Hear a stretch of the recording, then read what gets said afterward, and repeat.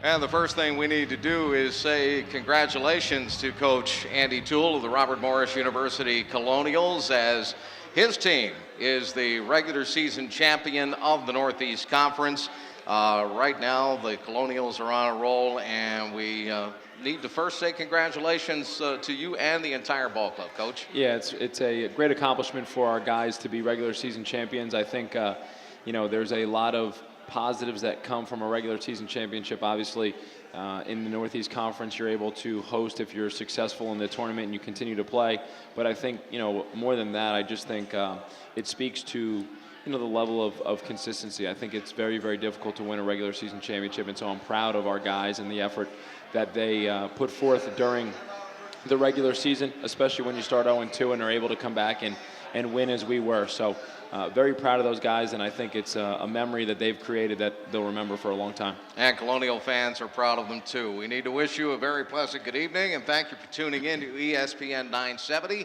We are here for the Andy Toole Show live at Buffalo Wild Wings at Century 3 Plaza in West Mifflin. I'm Chris Shovlin, the play-by-play voice of the Robert Morris University Colonials. And I'll tell you what, the play-by-play guy almost lost his voice at Bryant this past Thursday night. What an atmosphere, what a great crowd, and what a fantastic victory for Robert Morris over Bryant. This is the team that defeated you and used their three-headed attack to do that the first time you played them. Obviously, those guys came at you again, namely Frankie Dobbs and Alex Francis and Deami Starks. They got some points, there's no doubt about it, but the Colonials got more this time around, and you had three guys in double figures themselves. And we're naming them Lucky Jones, Belton Jones, and of course Carvel Anderson, who finished the night game high with 24 points. Yeah, it was a tremendous team effort. We knew how talented Bryant was. We didn't know, we thought it'd be a good atmosphere. We didn't realize it was going to be a hostile and intense atmosphere as it was. I mean, in my 6 years at Robert Morris, I'm not sure there's been a better atmosphere we've played in than that game on Thursday night at Bryant. The Quinnipiac championship game a few years ago, a couple of those years at LIU in the championship, but I don't know if there's been a better regular season atmosphere than Bryant. It was absolutely electric. You couldn't hear yourself think. The guys on the floor couldn't hear me, or at least they claimed they couldn't hear me at times. They had an excuse this time. Exactly. Right? And I actually kind of had to believe them, because I was having trouble communicating, with guys on the bench at times. It was so loud. And, but to be able to pull out that win down 6 points at the half and be able to come back and execute down the stretch, get some stops down the stretch. And I think in the second half, we really turned that game into Robert Morris basketball, where we were trying to speed people up, make them uncomfortable, sharing the ball on offense and getting great shots. And so I was very proud to be the coach of the Colonials that night, and a lot of guys stepped up and contributed in big ways. I can only imagine. And Coach, I'm just wondering if you could take me back to the moment that you and your club walked out onto the floor at Bryant that night. You described the atmosphere as electric, and the fans were actually tormenting you and the Colonials that night in a good way, in a sportsmanlike way. But let's face it, they were on you big time, and it almost looked like your club enjoyed it. Yeah, we have some sick guys on our team that maybe enjoy being the villain, and it started before we even got to the facility, to the arena that night. The world of social media and Twitter and things like that, we were receiving tweets during the course of the day, be ready for the dog pound and all this kind of stuff that they were throwing out. And, we have some guys that have been in those kind of situations and have great experience and kind of relish that role. Belton Jones being one of those guys, Lucky Jones, Russell Johnson being others, who are completely comfortable whether they're getting cheered or they're getting booed. And in some cases, they might almost enjoy it when they're getting booed a little bit more, because that gives them just a little more motivation. And as soon as we got in there for warm-ups, they were ready, they were loud, they were obnoxious. And it seemed like as we got closer to tip-off, more and more people just kind of found their way into that building. I'm not sure you could have fit too many more bodies in that place on Thursday. And when I walked out with 4 or 5 minutes to go before the game, I was a little bit shocked. It was something that your eyes opened up pretty wide as you walked in there, and how loud it was. And then we get to the national anthem, and the girl kind of stumbles through it a little bit. And the microphone wasn't working. The microphone wasn't working, and their student section kind of took over from there and didn't stop until the final buzzer went off, and we were victorious. So a credit to the student body at Bryant. I thought they were terrific. and in a classy way. I think that's the key. Is as much as they were cheering for their team, they weren't being disrespectful or doing anything inappropriate to our team. And those are the kind of environments you want to play in, and I think the kind of games that are really fun to be part of. And it truly was. I don't know if you noticed the two guys in the full dress blue fire department uniforms. I'm guessing they were the fire marshal and his assistant. And they were shuffling people around, making sure that the aisleways were clear. And I realized Bryant is in a smaller building, although they packed as many people in as possible. It was a complete sellout, standing room only. And I'll tell you how much respect that the city of Providence, Rhode Island had for the matchup. The front page of the Providence Journal, which is a highly respected newspaper, had the story of Robert Morris versus Bryant. Not the front sports page, the front page of the paper. So everybody was ready for you. Yeah, and I think it's a compliment to what the game was about. It's a compliment to us as a program. Obviously, the last time we were in Providence playing a game, we had a pretty memorable experience. Unfortunately, we came up on the losing end of that game versus Villanova, which was also in Providence. And so, maybe some people in that town understand what Robert Morris basketball is all about. And I think they're truly excited for the turnaround that Bryant's had. A remarkable turnaround in their first full year as Division I. And it's nice to see everybody rally behind their, that team. And, I've said it before, I enjoy watching that team on film. So I can imagine if you were actually a fan, that'd be an easy team to get behind and cheer for. You're listening to the Andy Toole Radio Show. We're live on ESPN 970 at Buffalo Wild Wings in West Mifflin. We're also on YouTube. You can watch the show anytime you like. I'm Chris Shovlin, the play-by-play voice of the Colonials, here with head coach Andy Toole. Let's go back and relive part of the ball game now. We'll take it step by step. Bryant came at you with a 2-3 zone. They tried to shut you down, tried to make you shoot over them, and the Colonials were able to shoot over them. I thought in the first half, though, even though they, early on we got some great looks, we got some penetration, they switched to the zone pretty quickly. I thought we rushed a couple threes early against the zone and didn't attack it as well as I would have liked in terms of getting the ball inside out, making the zone collapse, getting it to the high post, the short corner, making it difficult on them. I thought we took a couple quick threes in that first half. We took 22 threes in the first half, which is a lot. And, we talked at halftime about, okay, if they give you the three, let's take the three, but let's not force it. Let's continue to work for a good shot. And I thought in the second half, we had some of the better ball movement possessions of our season against their zone, where the ball went inside out, changing sides of the floor. Guys were penetrating gaps and then kicking it extra. Almost, Coach Gallo had a great point after the game. He said, on a couple of those possessions, the ball almost had no choice but to go in the basket because we had moved it so well. Yeah. It was just a reward for guys being unselfish and continuing to move the ball. And I thought we had good balance in the second half, whether it was Lucky or Russell attacking from the high post area, or our guards either shooting threes or penetrating against the zone. And I thought handled it very, very well. I'll tell you what, it was a challenge watching that ball going around in circles around the edge of the key and then inside out, outside in, into the bucket because the movement was that crisp. There were a lot of passes that were just no-look passes. Your guys anticipated where their teammates would be, and that's where the ball ended up. When we had prepared for the 2 days prior, that we knew we were going to see some zone. We didn't realize we would see as much as we saw. And one of the things they did, which was, I think effective early on, was they really extended that zone. And so initially they made our ball movement a little bit tough. And we talked to guys about playing in the gaps, making sure that they were making the extra pass, making sure guys were making themselves available for that pass.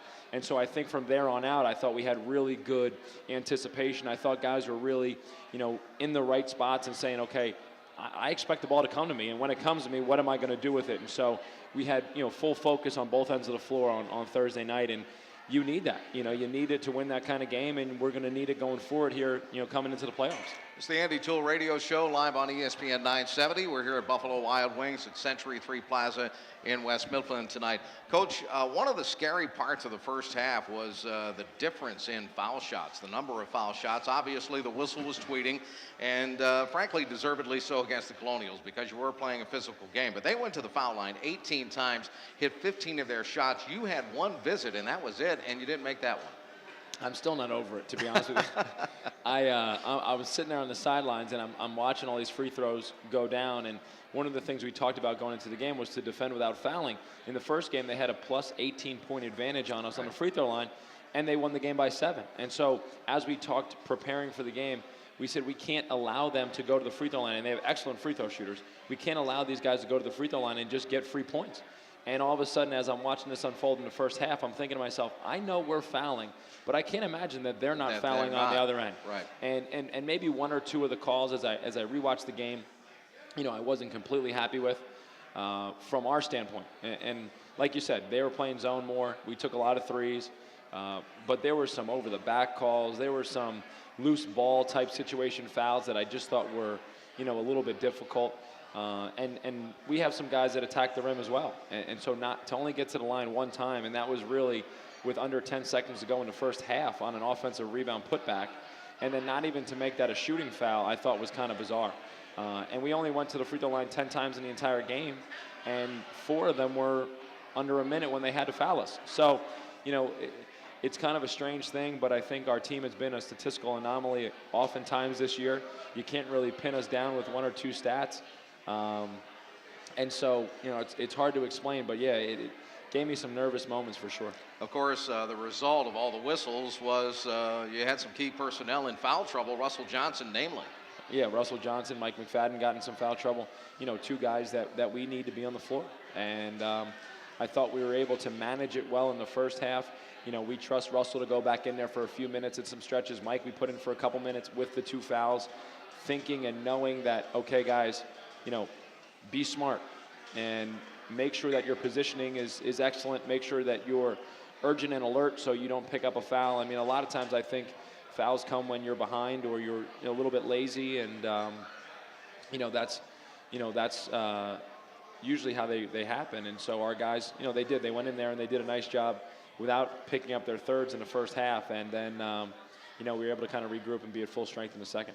One of the bright spots about that ball game was the play of Keith Armstrong, very little used backup center forward, depending on his need. 6'7", 230-pound sophomore. He's from Raleigh, North Carolina. If the name sounds familiar to people here in Pittsburgh, his dad played for the University of Pittsburgh Panthers some years ago. But Keith really hasn't been all that used, and he started the year injured. He's been working his way back in, trying to give you some minutes. You played him 17 minutes. He ends up taking 2 charges. He scores 4 points, and he was just a beast out there. Yeah, you know what? I think it was a great situation for him from the standpoint of he's an intelligent basketball player. He understands where he's supposed to be. He understands how to help. He sees the ball well defensively. And so he was really able to patrol the paint. They were getting some penetration. They were getting some drives, and he did a great job of getting his body there. The 2 charges were huge. The 4 points were huge. He was able to score around the rim and kind of just keep them on their heels when they were in that zone, saying, hey, if we drop it down, we have a guy that can finish. And, his minutes were enormous. Stephen Hawkins was, I think, a little bit overwhelmed by the moment, to be completely honest. And, that was one of his first big game experiences with that kind of crowd. And I think he was a little bit wide-eyed. And so you never know when you're going to get called on. You never know when your opportunity is going to rise. And to Keith's credit, he took full advantage of his opportunity out there, and he really contributed to that win. His greatest night as a Colonial so far in West Mifflin tonight. Chris Shublin here with Andy Toole, the head coach of the Colonials. Let's talk about the second half now. And that was where the turnaround came. Again, you said you were down by 6 at halftime. It was 37-31. The Colonials outscored Bryant down the stretch, 46-38. And it was Carvel Anderson who ignited really the Robert Morris fans, the handful of fans who got to witness that game, not to mention the folks back at home listening in, and Lucky Jones and Belton Jones. I mean, as a club, it's hard to point out one particular person. Carvel is easy to point to because of the 24 points, but it was a total team effort. Everybody just got into the act and just got it done. And I think that's the way that it's supposed to be, and I think that's the way that we'd like it to be as a team. I mean, we never talk about, certain individuals getting certain shots. We never really talk about shooting a certain number of threes or whatever. We want balanced offense. We run an equal opportunity offense. If you have an advantage or you have the ability to make a play or make a shot, that's your responsibility. And certain guys found themselves in the right spots. Lucky, Carvel, Velton, with his attacking and penetrating. But it was everybody. Everybody contributed to those makes. Everybody, was able to, Ant Myers with 5 assists in 21 minutes was able to, create offense for us. And, everybody was involved in all those plays. And I think,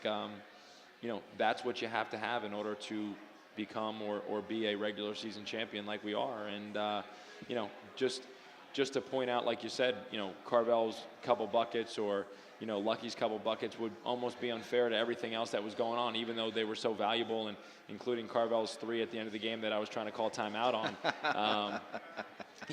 It was a total team effort, and I challenged the guys at halftime. 20 times going into that game, we were leading at the half, and we were 20-0. 9 times going into that game, we were down at the half, and we were 0-9. And I said, when is this going to change? Who's going to step up and make a play? Who's going to be an agent of change in this second half that's going to contribute to us coming back and winning a game? And it seemed like everybody took it to heart and really accepted the message and went out and played and made plays for us. You talked about anomalies earlier in the program here tonight. One of those anomalies is rebounding, and again, you got out-rebounded 38-22, but it didn't matter because you won the ball game. But what is it about the glass this year for Robert Morris? I'm not really sure. I really, I feel like we have some guys that are decent rebounders. I feel like, we have athletes that are capable of going in and grabbing rebounds, but we just haven't done a very good job of it, and it's almost like, when I watch on film, it's, each guy takes their turn of kind of relaxing for a second, and when they do, we get burned. And it's not really a great recipe for success, getting consistently out-rebounded. It has hurt us in a few games, namely Quinnipiac. But, as we go down the stretch, and we talked about it again today, we have to do a better job. And 2 minutes. if it's got to be all 5 guys, it's got to be all 5 guys. And we got to find a way to grab some rebounds and at least keep it, the disparity a little bit closer, because we're not going to be able to rely on, some of the other things that have worked for us in the past. It's almost like we're pulling one stat, like, for example, turnovers in the Bryant game. We had 2 turnovers to their 16. So it was almost like those 14 extra possessions we got counteracted the fact that we got out-rebounded by 16. But those things don't always happen, and so we got to control what we can, and we can control our effort on the backboards a little better. You're listening to the Andy Toole Show. We're on ESPN 970, and we're live here at the Century 3 Plaza location of Buffalo Wild Wings in Pittsburgh, PA, and West Mifflin to be precise. Chris Shovlin with Coach Andy Toole. Coach, finally for this segment, tell me what the victory at Bryant told you about your club, maybe something that maybe not necessarily sticks out that you haven't noticed before, but obviously that win spoke volumes about Robert Morris basketball this year to me. You know what, I think we've seen glimpses of that team during different points in this season. Some of our home games have been, maybe more of those glimpses. But I think it was really one of the first times that we had a 40-minute total team effort on the road in a hostile environment. And I think it just spoke to maybe our guys finally understanding what time of year it is, understanding how important this was and what was at stake, and acting accordingly. Our preparation leading up to that game was tremendous. Our focus leading up to that game was tremendous. And guys were really locked in for all 40 minutes. In a game like that, I didn't call one timeout because we were getting so much great information passed along during media timeouts when we were substituting guys, the conversation on the bench with the assistant coaches, with the players, with everybody. It was like everyone was on the same page. And, it was a great feeling for, I think, the coaching staff. And I know seeing the reaction in the locker room after the game, it was a great feeling for the players as well. All right, great chemistry in that win. 77-75 victory over Bryant that cinched the regular season Northeast Conference Championship for the Robert Morris Colonials. And all that does is give you home court advantage throughout the playoffs. We'll come back and talk about the win at Central Connecticut State on Saturday and the upcoming playoffs, which begin Wednesday night at the Toole Center as we continue the Andy Toole radio show here live on ESPN 970. Again, Chris Shovlin with you with Coach Toole here on location at the Century 3 Plaza, Buffalo Wild Wings in West Mifflin. We're back. And we are cheering on the Robert Morris Colonials, the victors of the Northeast Conference regular season crown. They win it. They bring it back here to Pittsburgh, and they start the playoff run this coming Wednesday night. We hope that it's going to be a long playoff run, but we will continue to talk about that after we talk about the win over Central Connecticut State on Saturday, and that was an 81-61 victory. And again, I think the Colonials were feeling pretty good about the win on Thursday night, decided to finish off the season on a high note, and that's exactly what they did. Yeah, they were terrific. They really were. And, being the pessimistic coach that I am, I'm always worried about, what's going to be the next challenge or what's going to come up or what's going to disrupt the flow. And I'll tell you, I was a little bit concerned about it being a little bit of a trap game. We were locked in the one spot. Central was locked in the 7 spot. Neither of us could improve our standing or hurt our standing. And maybe early in the year, this would have been a perfect game for us to not be as sharp or as detailed as we usually are. But it was the exact opposite. Our guys came out, they played with great energy, played with great purpose. They really shared the ball again, 19 assists in the course of that game. We made shots early, we defended well, and I think our guys really enjoyed playing together and handled the situation maturely and played an excellent game. Yep, that they did indeed. You had 5 guys in double figures that afternoon. Actually, it was a morning game, so we need to talk about that too. But Mike McFadden had 10. Belton Jones with a dozen. Karan Williams had 17. Lucky Jones had a double-double with 10 and 10. And Russell Johnson finished with 20 points and 6 rebounds in that ball game. You got, again, excellent performances from everybody in a red, white, and blue uniform that day. Yeah, and we what was nice about it too was, we were able to kind of balance some minutes a little bit. No one needed to play too much. And I think, we continued to hopefully stay in the rhythm that we got into Thursday night. And we'll, all those guys, it's funny, people were saying, are you going to sit guys? Are you going to rest guys? And, they want to play. They want to get on the floor. They deal with me enough to a point where when they get their opportunity to play in games and have another opponent, I'm sure they want to get out there and do it. And, Velton was, a guy that people were saying, well, maybe we should rest him. And, I talked to him about it, and he said, Coach, I want to play. I got, I don't know how many more of these things I got left. And every time I get to get out on the floor, I want to do that. And so, I think that's the right attitude. And the guys approach the game terrific. And here's a guy who's been banged up for the second half of the season, too, and I'm sure he could use a little bit of rest, but obviously there are different ways to rest your players right now. Speaking of which, we have a question that was tweeted using hashtag #AskToole. How does practice preparation change once you get to this part of the season, tournament time? I think, your preparation doesn't change at all. Your preparation in terms of the way you're going about scouting report, the way you're going with film work, the way you're handling things from that standpoint, it doesn't change one bit. And in fact, if anything, it gets turned up a little bit. There's more of a focus on the detail because these games might come down to, understanding if a guy goes over his left shoulder or if a guy goes over his right shoulder. Understanding if a guy's favorite move is, dribbling left and pulling up. Some of those details now might be the difference between a win and a loss. Our practice definitely does change in terms of the time that we spend on the floor, the time that we are out on the floor, because we don't want to wear guys out. We want to have short, concise, energetic practices. I talk to our staff all the time about, okay, what do we have to do? What is important for us to do today? And if it's not important for us to do today, we got to eliminate it. We don't have time to sit out there and do 4 or 5 extra drills that aren't going to pay dividends for us. We want to make sure that our time is as effective and productive as possible. All right, we go for a short timeout. We'll be back with more of the Andy Toole Coaches Show here on ESPN 970 right after this. And once again, we welcome you back to Buffalo Wild Wings in West Mifflin. Chris Shovlin with head coach Andy Toole of the Robert Morris Colonials. Let's get back to some of the questions. This one from the audience, and ironically, your family is here tonight. They are. Brooke and Ryan. And I understand this is not Ryan's first time at a Buffalo Wild Wings location. Is that true? Or? Well, he's been to a couple adult beverage establishments. This is his first Buffalo Wild Wings, but there's a couple places in the Mount Lebanon, Dormont area that have seen Ryan come through the doors before. They obviously asked for his ID, but sure, that's fine. And the question obviously is perfect for the situation. How do you balance your time with your coaching and your beautiful family? I think it's just about making priorities. Understanding that coaching is my job and it's a passion that I have, but also I have a passion for my family. My wife and my young son. As well as, my dad's here, my mom was out here last week, and I have a very supportive family, and so I just have to make sure that I use my time wisely and effectively and eliminate some of the stuff, maybe some of the, just hanging out and wasting time or that you used to do in the office. Now you kind of figure out ways to make phone calls from home or watch film at home, or that's why technology today is so great with iPhones and iPads and things like that. You don't really have to be sitting at your desk to do your job and be effective at it.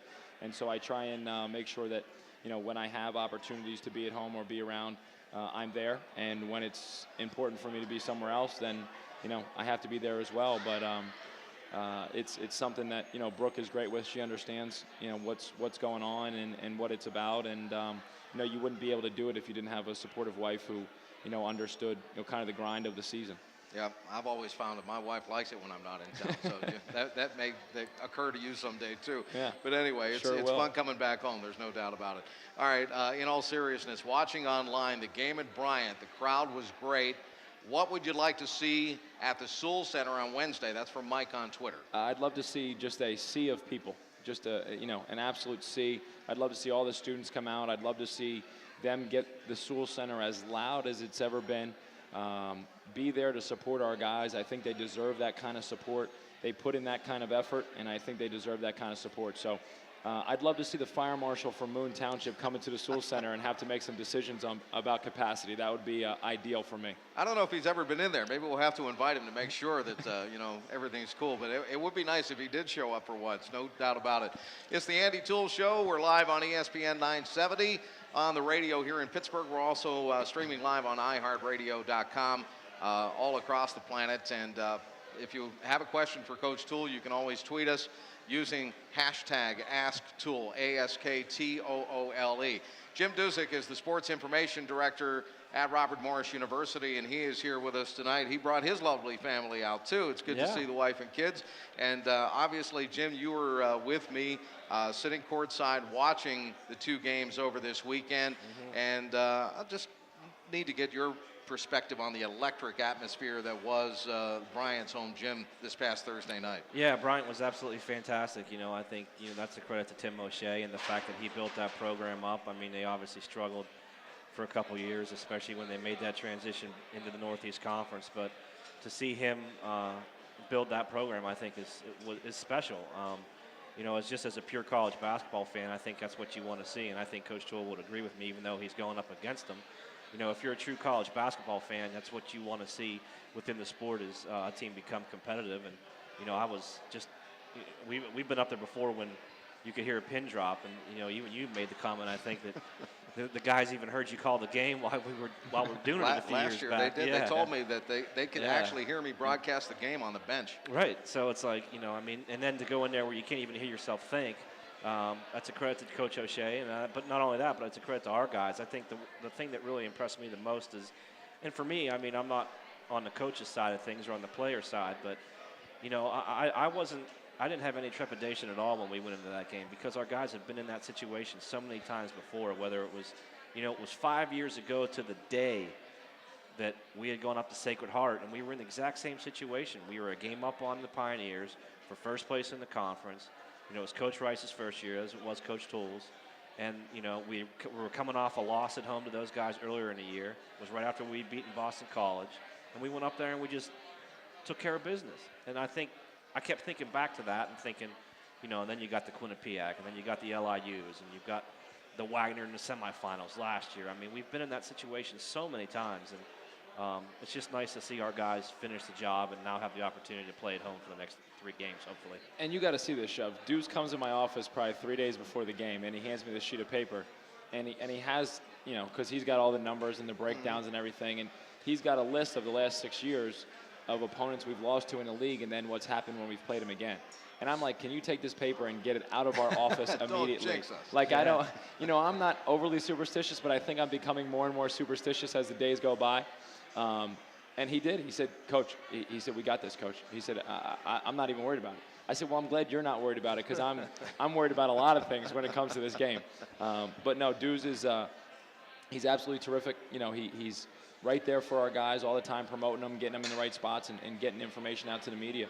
Deuce, talk a little bit about, this is now I guess this will be the 3rd time since we've been here that we've been the #1 seed in the NEC tournament. Yeah. And now this is your 13th, 14th? 12th year overall as SID, yeah. Talk a little bit about what that impact has on teams and just home court and all that kind of stuff. Oh, I think it's absolutely essential, especially in a conference like ours where, you have to you got to win 3 games, and it's not played at a neutral site, so you actually have to really buckle down. And I think, obviously that first year we were the #1 seed and we stubbed our toe in the semifinals, but they still had an opportunity to play in the NIT, and I think that really carried over to the next year when we won it again.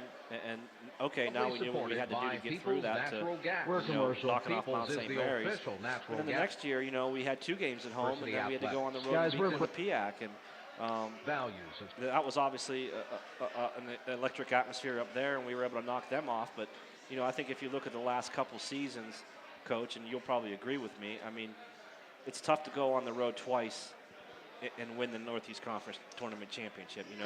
We were able to go on and beat Quinnipiac in 11, and then last year Wagner. But we just unfortunately just couldn't get over that hump. And I definitely think it's important to be able to have those games at home. Absolutely. All right, back live on ESPN 970 and live at Buffalo Wild Wings in West Mifflin. Chris Shovlin, Jim Duzik, my play-by-play partner on the road, and the sports information director at Robert Morris University, and head coach Andy Toole of the Colonials with us. And Coach Toole, I know you have a question for Jim Duzik. Dudes, last question. In your time here, 12 years, give me your dream starting 5 for the Colonials. My dream starting 5. Well, I don't think there's any question I would take Velton Jones #1, start him off at the point, just because of what he's meant to this program over the last 5 years, really. He's the general, he's the leader, he's the heart and soul. Shooting guard, I would probably have to pick Gene Neighbors, the transfer from LSU, which, in my opinion, is the best player I've ever seen in a Robert Morris uniform. He could just do it all. At number 3, I'd probably have to put, I know he's a little bit out of position, but I'm going to put Tony Lee at number 3. 751 career rebounds, and he's 6 foot tall. He can play any position. He could. He does that. Yeah, exactly. Number 4, I'll probably go with Chaz McCroman, a local kid from Pittsburgh and Shenley. Certainly an inside-out guy, but not a true power forward by any stretch of the imagination, but he could also score and rebound. And then since we really haven't had a true 5, and I know it's tough to get those at this level, I'm probably going to have to put Wax in there, A.J. Jackson. I mean, here's a guy that had 25 double-doubles over his career, and especially those first 2 years, he was really just a force on the boards. And, I mean, you need that. He'd be playing out of position there, but I think he'd be my 5. So I can't wait to tweet Jeremy Chappelle and say you left him off your squad. I know. I'm going to get You're going to take some heat right there. It was a trick question, wasn't it? No, not really. Not really. You could have gone anywhere with it. But yeah, well, I mean, it's tough either way. Hopefully they don't get this in the Ukraine. Well, they do. Hope it doesn't YouTube this in the Ukraine. Actually, Exactly. Coach, he told me he's been listening to the broadcast of our ball games in the Ukraine. Has he? Where he's playing professional basketball now. Yeah.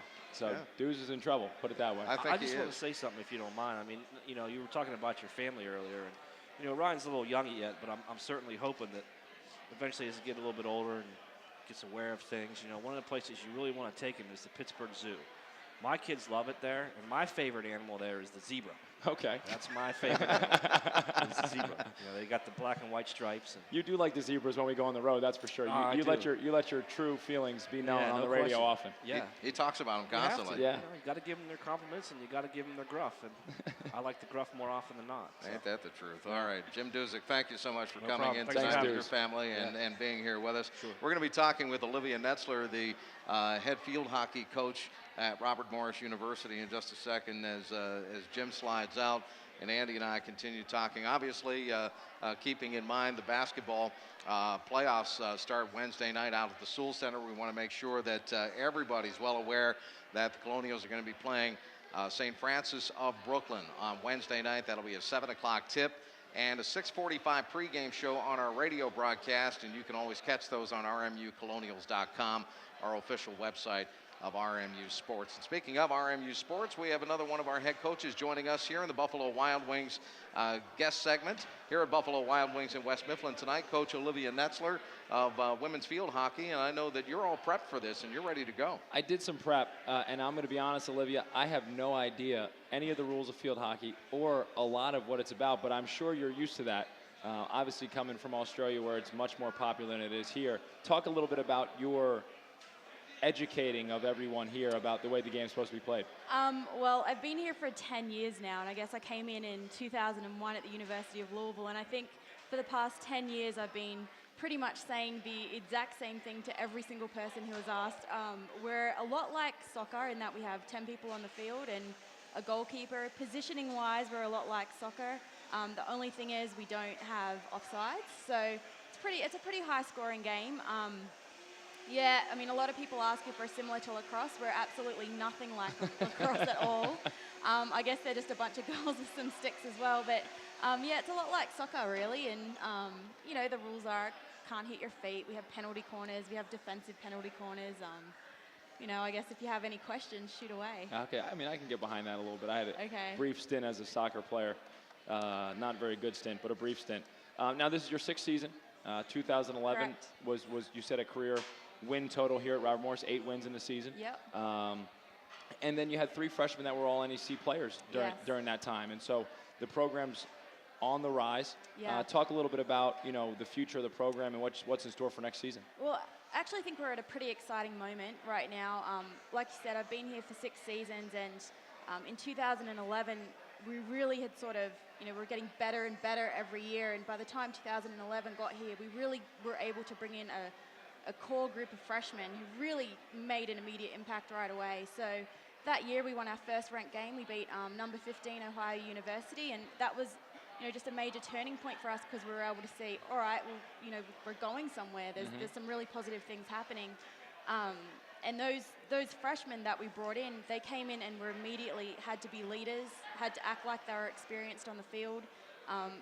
To be honest, we experienced a lot of inexperience that year where we really didn't have any older players at all. And, you know, even going into last year, our most senior person that we had on the field was a junior. And other than that, we were playing with sophomore and freshmen. So we're a really, really young team. And I think that the girls right now are in a really, really good place moving forward where we can really change the program. Great. Olivia Netzler is the head field hockey coach at Robert Morris University. Tell me about your season, when the games are played, and where you play so people can come out and check it out. Okay, well, we begin our season in September. We have a lot of home games in October this year, but we play at Joe Walton Stadium. The brunt of our season is between September and October, and then hopefully this year, we'll be going to NEC's early November. And since it is turned into family day here, I know you have Yeah. a young child Yeah. and family. How's that going? And with not having a lot of family close by, are you getting by?